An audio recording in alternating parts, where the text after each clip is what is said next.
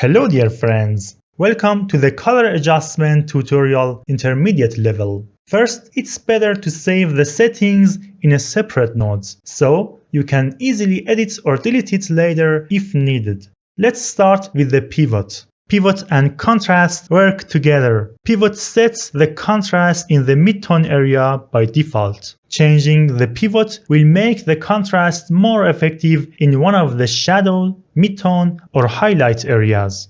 Here you can see the video change.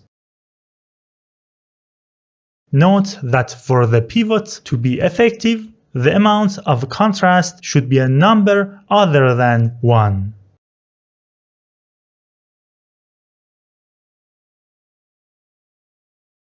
A quick tip about mid detail. This tool affects the midtone more than the shadows and highlights. Color boost increases the saturation of color, but it has a difference with saturation tool. Saturation tool increases the color level of the entire video at the same time, but color boost affects more the pale and low saturation points. By increasing it, the color saturation increases appropriately and uniformly. L.Mix stands for luminance mix. In DaVinci, changing one color channel also affects other channels, even if you change only that channel. L.Mix prevents this. Let me explain it with an example. Go to the color bars section. By changing only one color channel, you can see in the scopes that the other two channels also change a little. To prevent this change, you must set it to 0.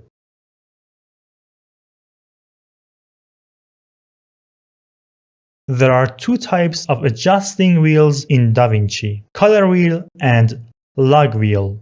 The main difference between these two is that making change to a color wheel, for example midtones, will actually affect the shadows and highlights as well.